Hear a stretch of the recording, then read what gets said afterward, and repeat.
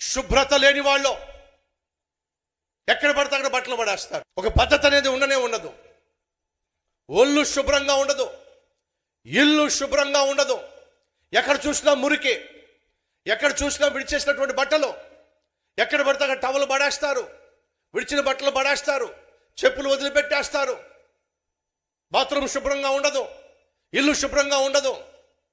అక్కడ మనుషులు ఉంటున్నారో తెలియదు, లేక పశువులు ఉంటున్నారో తెలియదు.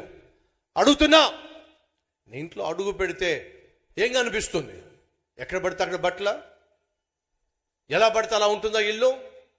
శుభ్రత లేనటువంటి ఇల్లు, శుభ్రత లేనటువంటి ఒళ్ళు బద్ధకానికి సూచన. క్రీస్తు నిన్ను పరిశుద్ధపరిచినట్లయితే నువ్వు పరిశుభ్రంగా ఉండాలి. ఏ ఇంట్లో క్రీస్తు ఉంటాడో ఆ ఇల్లు పరిశుభ్రంగా ఉంటుంది. ఇది సూత్రం. భార్య నిన్ను ఆదరించాలి, భార్య నిన్ను అర్థం చేసుకోవాలి.